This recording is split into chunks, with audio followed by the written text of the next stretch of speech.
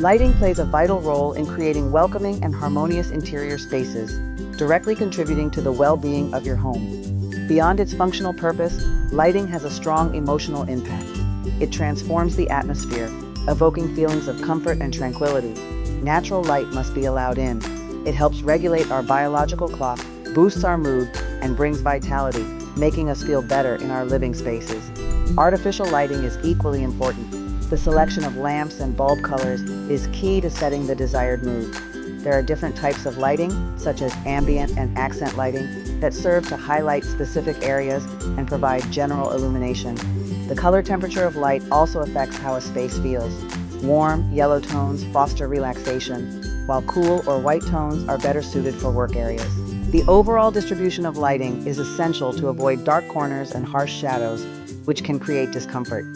Even well-planned lighting helps create a sense of openness and ease. In short, the right combination of natural and artificial light, appropriate color temperature, and thoughtful placement of fixtures all contribute to a comfortable, balanced environment, perfect for rest, productivity, and enjoyment at home.